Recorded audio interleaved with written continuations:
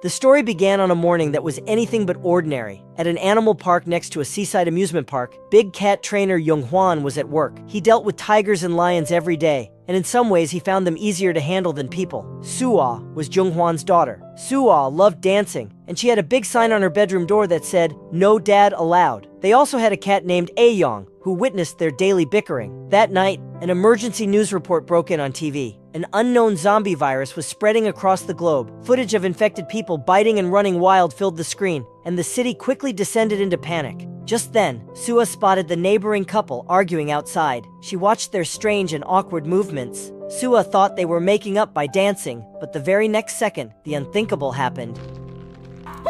Yonghwan quickly pulled Suah back inside to hide, but the neighbor, now a zombie, started banging on their glass door. It looked like the zombie was about to smash the glass with its head. Yonghwan told Suah to grab the cat and hide in her room. He stayed behind to try and reason with the neighbor. Of course, the zombie couldn't understand a word he was saying. It just wanted to bite. After temporarily taking care of the zombie, Suah checked her group chat and saw that tons of people were infected. They were all turning into zombies. Yonghwan's first thought was to get to the police station, but as soon as they stepped outside, they saw the streets were already swarming with the undead. Even the dog had turned into a zombie dog.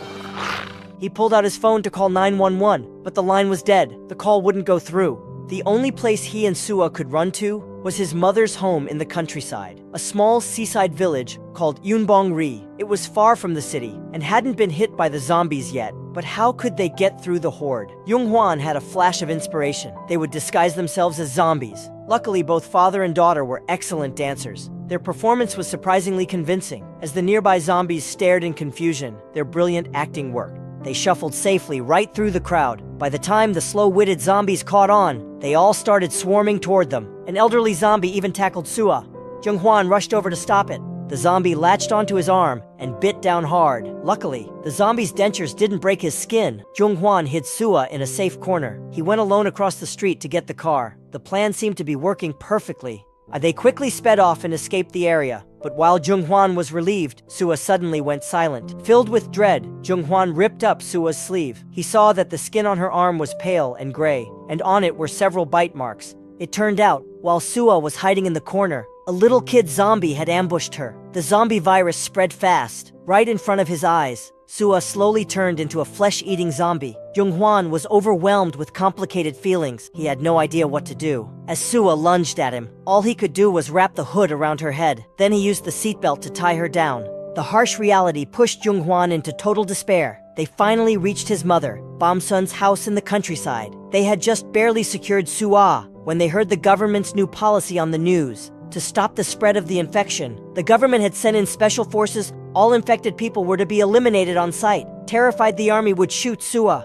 But Yonghwan decided he had to be the one to end her suffering. He went into the yard and dug a grave with a shovel. Then he walked over to Suah, who was tied to a tree. He raised the shovel high above his head, but looking at her pale gray face and her dead milky eyes, Yonghwan couldn't stop flashing back to all the good times they shared. His heart broke. He squeezed his eyes shut, unable to look at her anymore, but his whole body started to tremble. Finally, he swung the shovel down, but he missed. Suah was still tied to the tree, unharmed. Yonghwan collapsed. He fell forward, hugging his zombie daughter, tears streaming down his face. Grandma Bamsun looked at her useless son and her snarling, biting granddaughter. Grandma decided to handle it herself. She picked up the shovel. She looked so terrifying that even the zombie, Suah, looked scared. Yonghwan jumped in front of her, terrified. Bamsun didn't really have the heart to do it, and now she hesitated. The two of them started arguing. They were yelling at each other in the yard, but while they were distracted, Suah managed to break free from the ropes and ran off.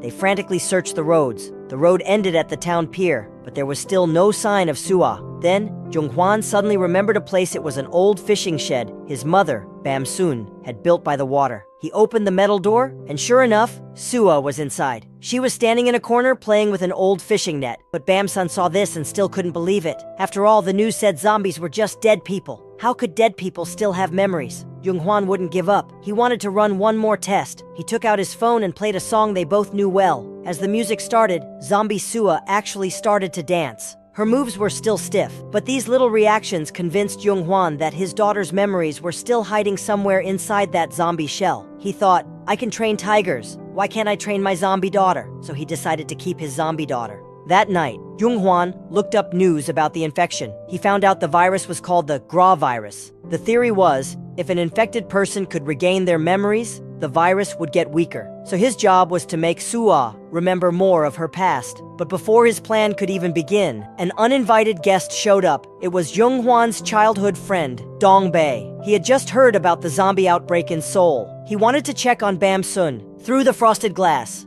he saw Suah eating at the table. He immediately went to say hello. But when he saw what Suah looked like, Dong-bae's heart nearly leaped out of his chest. He thought his eyes were playing tricks on him. He made an excuse and left in a hurry. But when Jung-hwan went outside to see him off, he saw Dong-bae holding his phone, about to call the police. Jung-hwan quickly snatched the phone away. He insisted that Suah still had her memories, that she wasn't just a zombie. Even Bam-sun came out to convince Dong-bae. The two men had a late-night talk. Dong-bae understood why Jung-hwan was doing this. It just so happened that Dong-bae was the town pharmacist. He said that in the medical community, there was a theory that restoring memories could weaken the virus, but the theory had no successful cases. Dong-bae was just worried that Suah would eventually hurt her grandmother. That night, Bam-sun gave Suah a bath, and afterwards Suah actually went to sleep peacefully. But Jung-hwan was so worried, he stayed awake all night. The next day, Dong-bae came to see Jung-hwan. He agreed to keep the secret, but it wasn't because he was moved by Jung-hwan's devotion. It was because researchers were working on a cure. It might get emergency approval very soon. Until the cure was ready, Dong-bae even offered to help Jung-hwan train Suah. They chose a deserted island as their training ground. Nobody lived on the island. It was the perfect place for her rehab. Since he was an expert at training tigers, he felt confident he could train his daughter. The first thing he taught zombie Suah was no biting. The training was rough at first. Zombies don't understand human speech. Luckily, she was very responsive to his whistle. Whenever Jung-hwan blew the whistle, Suah would stop her attack. But the real deterrent was Bam-sun's back scratcher.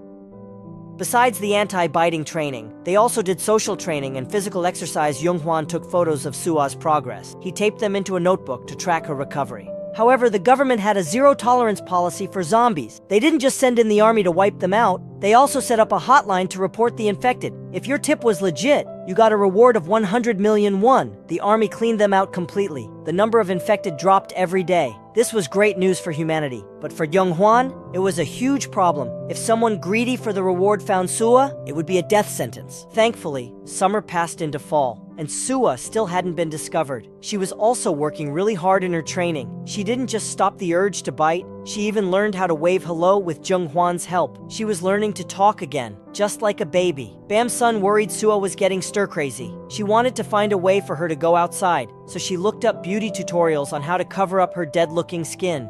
That afternoon, Jung-hwan took the makeup list and went to the cosmetics store in town. He saw two normal teenage girls walk by. Their normal, happy lives made Jung-hwan feel a pang of sadness. Just then, Jung-hwan bumped into his old high school flame, Yeonhwa. She recognized him immediately. She was nice, and even offered him a ride home. Yeonhwa was a teacher at the local school. She also practiced kendo. She seemed to have it all together. But Jung-hwan was a nervous wreck the entire ride. He was terrified she might see Suah, because she hated zombies. She had once put down her infected fiancé herself, and since then, she'd been ruthless toward zombies. She always carried a wooden sword. She was an officially licensed zombie hunter. To stop Yeonhwa from finding out, Jung-hwan lied and said Suah was sick with a contagious disease. One day, Jung-hwan went back to their old apartment in Seoul. For a moment, he imagined his daughter was back to normal. He saw them laughing and bickering just like they used to. And then, in a flash, she was gone. Jung-hwan completely broke down, hugging Suah's clothes and sobbing. He saw a photo of Suah at the amusement park. He remembered how much she used to love that place. He immediately went back and asked Dong-bae for help. He wanted to take Suah to the amusement park.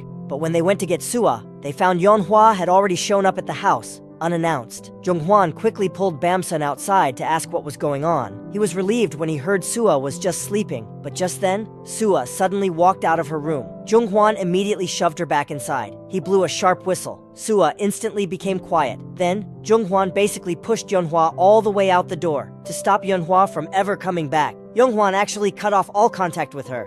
The next day was the trip to the amusement park. Bam-sun used her new makeup skills to cover Suah's face. The results were surprisingly good. Zombie Suah didn't just look normal, she actually looked even prettier. This was also the day of the big town meeting. The village had been named Best Place to Live, and this year it also won the Zombie Free Village Award. As Bam-sun sat in the audience, listening to the mayor's dramatic speech, She felt so guilty that she choked on her water and started coughing. Seeing Bamsun acting so weird, the mayor rushed over to check on her. Then he asked why Bamsun hadn't enrolled Sua in the local school. If the school didn't get more students, it was going to be shut down. Bamsun could only explain that Sua was sick. Then she tried to sneak away. But the mayor suddenly stopped her. He said they shouldn't talk about such serious things. How could they miss the singing and dancing part? So Bamsun was stuck partying in the meeting room, while Sua was having a blast at the amusement park. Unfortunately, even after all the rides, Sua still seemed completely unfazed by everything. Just then, Dongbei got a text about the cure. He and Junghwan immediately started celebrating. They were so happy they lost track of everything. But when they looked over, Sua was gone.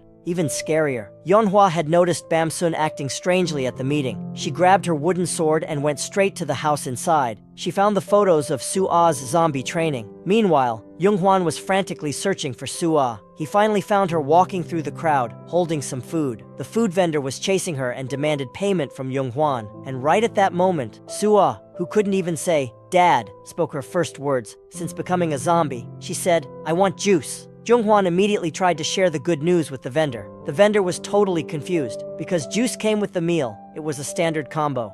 But Junghwan just grabbed Sua and hugged her tight. He shouted that he wanted to buy all the juice the vendor had, but he had no idea that back at home, Yeonhwa had figured out Sua was a zombie. She was interrogating Bamsun, demanding to know why she lied. Under Yeonhwa's intense questioning, Bamsun had to tell the truth. The truth was, Junghwan had never been married. Sua was his sister's daughter. Junghwan's sister had a terrible marriage. Her husband was abusive, and he was a compulsive gambler. He gambled away all their money. Even after they separated, he hunted her down in the countryside, demanding more money. At that time, Junghwan was about to move to Seoul for work, so he just took Sua with him to take care of her. Later, it was Junghwan's birthday. Bamsun threw a party for him. Yeonhwa was also invited. Junghwan asked his sister to come over and watch Sua. Suddenly, a car ran a red light, and just like that, his sister was killed. After that, Junghwan was trapped in endless guilt. He gave up on the idea of starting his own family. He just wanted to take good care of Sua. But Sua's biological father took all the insurance money and started a new family.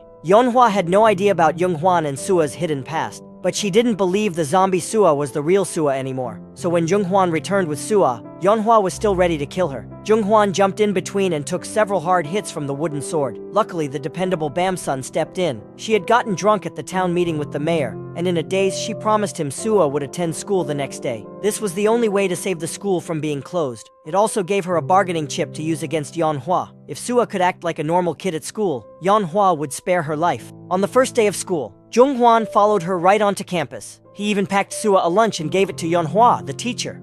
Inside, Sua was the center of attention. The students saw her thick makeup. They just assumed all the girls from Seoul were super into makeup. They carelessly tried to wipe the makeup off her face and accidentally knocked her colored contact lens out of place. Junghwan rushed in and shoved the contact lens back in, worried something else would happen. Junghwan stayed at the school all day. During PE, while the kids played basketball, disaster struck. Yeonhwa tossed the ball to Sua, but she forgot about Sua's stiff zombie reflexes. The ball hit her so hard it knocked her jaw completely out of alignment. Luckily, Dongbei was a decent pharmacist. After a few forceful yanks and twists, he finally snapped Sua's face back into place. The other students felt bad about what happened. After school, they brought Sua a bag of apples as an apology. Through the clinic's glass window, Sua stared blankly at the students, waving goodbye. And then, she slowly raised her arm and waved back. Everyone was amazed. Sua had made friends on her very first day. That night, Sua and her grandma played cards at home. The girl, who was usually expressionless, actually let out a small, happy smile. She had friends. She was learning to smile again. It felt like life was finally getting better. But that same night, Sua's biological father showed up. Looking at this disgusting, evil man, Bamsun wished the zombies had gotten him. He had returned because of Sua. Sua's strange behavior at the amusement park had been filmed by someone and posted online. It went viral, with everyone guessing she was a zombie. The father, wanting the huge reward money, had come back to confirm if it was true. Bamsun tried to stop him, but he just shoved her violently to the ground. By the time Junghwan found out, the man had already driven off with Sua. Junghwan, desperate to catch them, took a shortcut and slid right down the mountainside. His effort paid off. He managed to block the car at the last second, but the man felt no shame. He insisted he had every right to take his daughter. He said Junghwan had no right to stop him. Faced with this shameless monster, Junghwan knew talking was useless. He just started swinging. The man distracted Junghwan with insults and then sucker punched him. To protect Junghwan, Sua lunged forward and bit the man on the neck.